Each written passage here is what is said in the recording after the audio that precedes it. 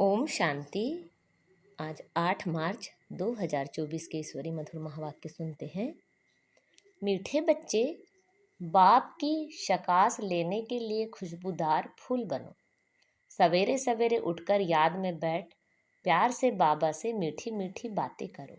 आज के मुरली से प्रश्न है, बाप को सब बच्चे नंबरवार याद करते हैं, लेकिन बाप किन बच्चों को याद करते हैं?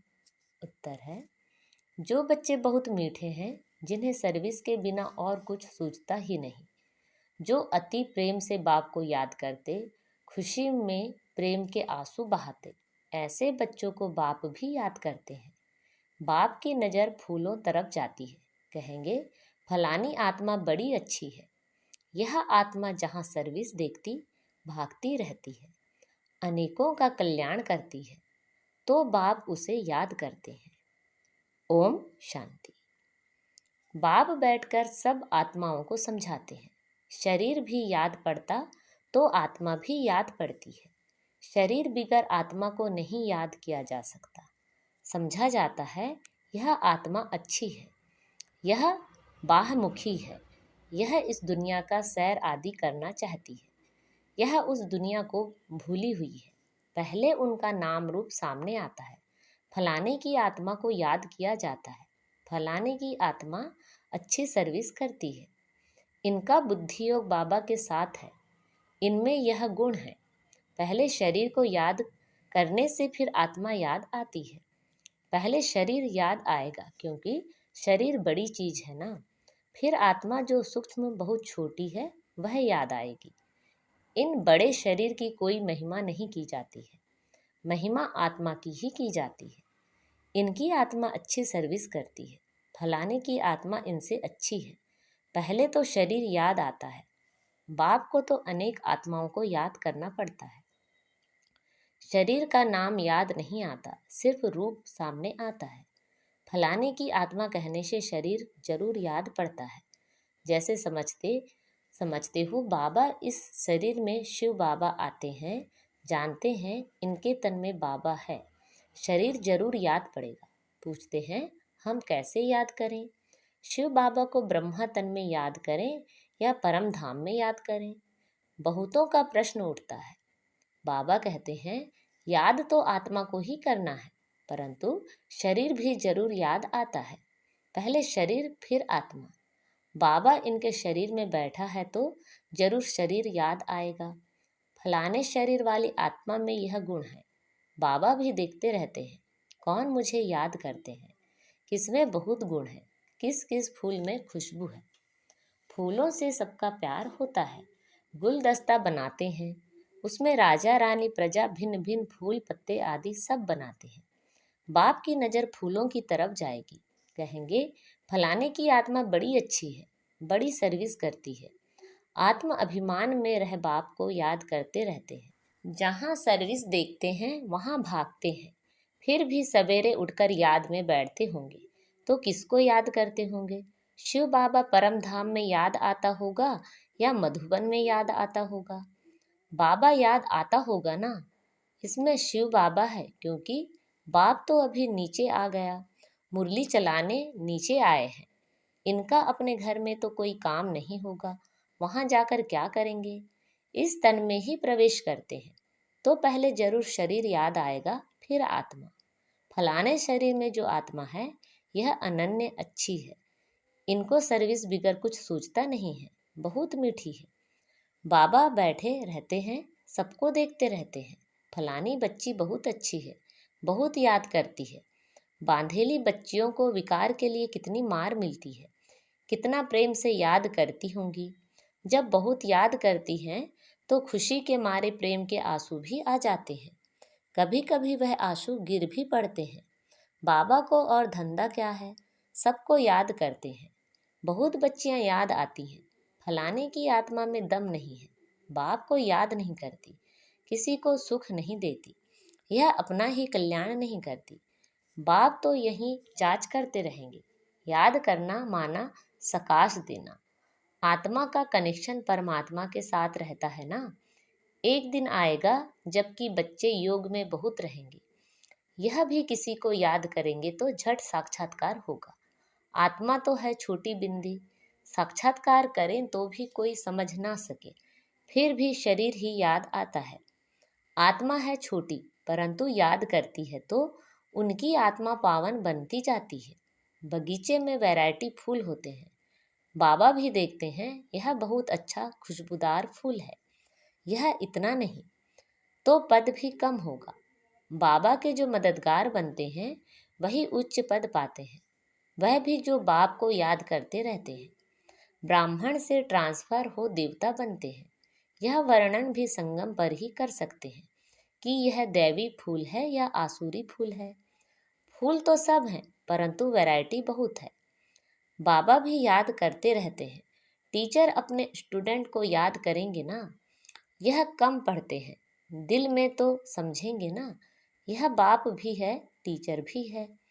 बाप तो है ही, टीचर पने का जास्ती चलता है। टीचर को तो रोज पढ़ाना है, इस पढ़ाई की ताकत से वह पद पाते हैं। सुबह को तुम जब भाई बाप की याद में बैठते हो, वह सब्जेक्ट है याद की। फिर मुरली चलती है, वह है पढ़ाई की सब्जेक्ट। मुख्य है ही योग और पढ़ाई, उनको ज्ञान और विज्ञान भी कहा जाता है। यह ज्ञान विज्ञान भवन है जहाँ बाप आकर सिखलाते हैं। ज्ञान से सारे सृष्टि की नॉलेज मिल जाती है। विज्ञान माना तुम योग में रहते हो जिससे तुम पवित्र पावन बन जाते हो। तुमको अर्थ का पता है। बाप बच्चों को देखते रहते हैं। देही अभिमानी बनने से ही भूत निकलेंगे, ऐसे नहीं सबके भूत फट से निकल जाएंगे। हिसाब किताब जब चुकतू हो फिर चलन अनुसार ही पद पाएंगे। क्लास ट्रांसफर होते हैं, इस दुनिया का ट्रांसफर नीचे हो रहा है और तुम्हारा ऊपर हो रहा है।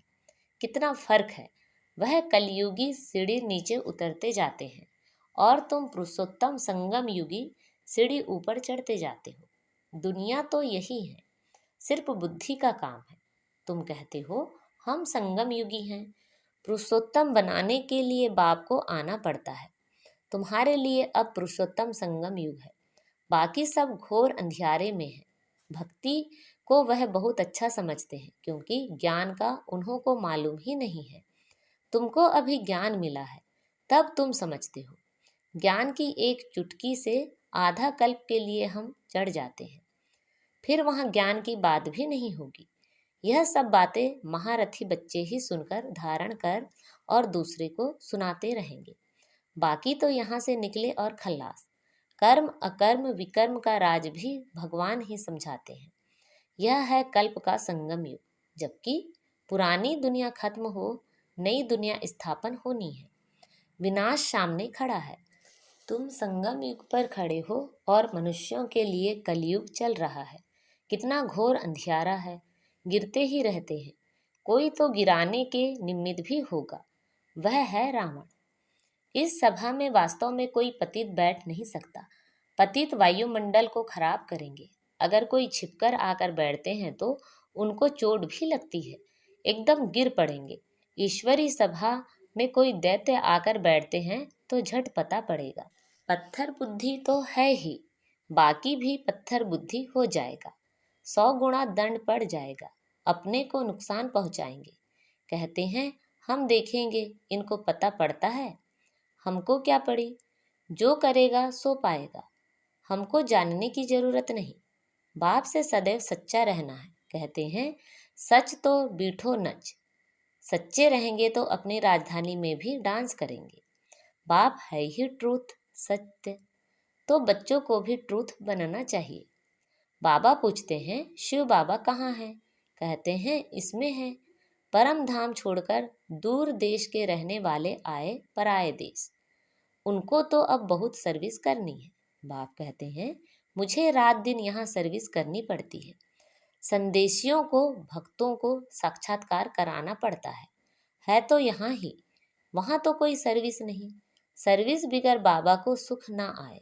सारी दुनिया की सर्विस करनी है। सब पुकारते हैं बाबा आओ, कहते हैं मैं इस रथ में आता हूँ।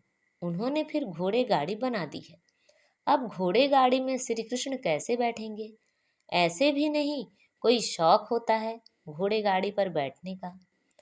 देही अभिमानी और देह अभिमानी बनने की बातें संगम युग पर ही होती है और सिवाय बाप के यह बातें और कोई समझा भी नहीं सकते हैं।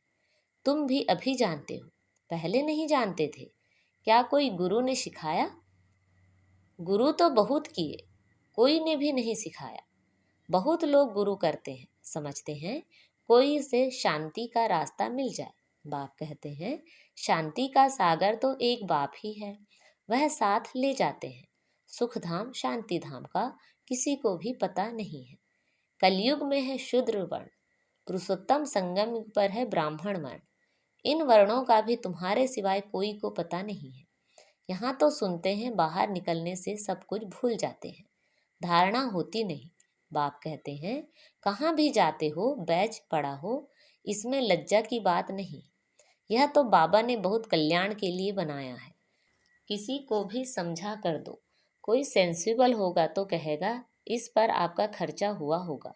बोलो खर्चा तो होता ही है, गरीबों के लिए फ्री है। वह धारणा कर लें तो उच्च पद पा सकते हैं। गरीब के पास पैसे ही नहीं तो क्या करेंगे? कोई के पास पैसे हैं परंतु मनहूस हैं। इसने प्रैक्टिकल करके दिखाया, सब कुछ माताओं के हवाले कर दिया। तुम बैठ सब कुछ संभालो, क्योंकि अब तो यह ज्ञान मिला है कि पिछाड़ी में कुछ भी याद ना आए। अंतकाल जो स्त्री सिमरे, बड़ी बिल्डिंग्स आदि होंगी तो अवश्य याद पड़ेंगी, परंतु थोड़ा भी ज्ञान सुना तो प्रजा में जरूर आएंगे। बाप तो है ही गरीब निवाज।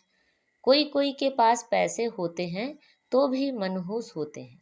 ऐसे नहीं समझते कि पहला वारिस तो शिव बाबा है, भगवान वारिस तो भक्ति मार्ग में भी है। ईश्वर अर्थ देते हैं, क्या वह कंगाल हैं जो उनको देते हैं? समझते हैं ईश्वर के नाम पर गरीबों को देंगे तो ईश्वर एवज में देंगे। दूसरे जन्म में मिलता तो है, कहते हैं दे दान तो छूटे ग्रहण। बाप को सब कुछ दे दिया, शरीर मित्र संबंधी आदि सब कुछ बाबा को समर्पण कर दिया। यह सब कुछ आपका है। इस समय सारी दुनिया पर ग्रहण लगा हुआ है, वह कैसे एक सेकंड में छूटता है? काले से गोरे कैसे बनते हैं, यह अब तुम ही जानते हो, फिर औरों को समझाते हो। जो कहते हैं हम अंदर में समझते हैं परंतु किसी को समझा नहीं सकते हैं, वह भी कोई काम के नहीं। बाप कहते हैं दे दान तो छूटे ग्रहण। हम तुमको अविनाशी रत्न देते हैं, वह सबको देते जाओ तो भारत पर व सारी दुनिया पर जो राहु का ग्रहण बैठा हुआ है वह उतर जाए और बृहस्पति की दशा हो जाए। सबसे अच्छी होती है बृहस्पति की दशा। अब तुम जानते हो भारत खास और आम दुनिया पर राहु का ग्रहण लगा हुआ है, वह कैसे छूटे? यह तो बाप है ना। बाप तुम्हारे से पुराना लेकर नया देते हैं, इसको कहा जाता है बृहस्पति की दशा। मुक्ति धाम में जाने वालों के लिए बृहस्पति की दशा नहीं कहेंगे। अच्छा, मीठे मीठे सिखिलते बच्चों प्रति माता पिता बाप दादा का याद प्यार, गुड मॉर्निंग और नमस्ते। रूहानी बाप की रूहानी बच्चों को नमस्ते। हम सब रूहानी बच्चों की रूहानी माता पिता बाप दादा को याद प्यार, गुड मॉर्निंग और नमस्ते। आज की मुरली से धारणा के लिए मुख्य सार हैं, सदा खुशी में डांस करने के लिए सच्चे बाप से सदा सच्चा रहना है, कुछ भी छिपाना नहीं है। बाप जो अविनाशी रत्न देते हैं वह सबको बांटने हैं, साथ साथ शिव बाबा को अपना वारिस बनाकर सब कुछ सफल करना है, इसमें मनहूस नहीं बनना है। आज बाबा ने हमें वरदान दिया है, बिंदु और बूंद के महत्व को समझ अपनी श्रेष्ठ स्थिति बनाने वाले सिद्धि स्वरूप भव। शिव परमात्मा की पूजा में एक बिंदु की विशेषता है, दूसरी बूंद बूंद की विशेषता है। दोनों का अपना महत्व है। आत्मा परमात्मा और प्रकृति का यह खेल अर्थात ड्रामा, तीनों का ज्ञान प्रैक्टिकल लाइफ में बिंदु ही अनुभव होता है और बूंद है शुद्ध संकल्पों की स्मृति, जिससे मिलन की सिद्धि का अनुभव होता है। रूह रिहान में प्राप्तियों की शीतल बूंदें बाप पर डालते हो, इसी से ही श्रेष्ठ स्थिति बन जाती है। इसी का यादगार भक्ति में भी चला आता है। आज का स्लोगन है, ज़्यादा बोलने से दिमाग की एनर्जी कम हो जाती है, इसलिए शार्ट और स्वीट बोलो। अच्छा, ओम शांति।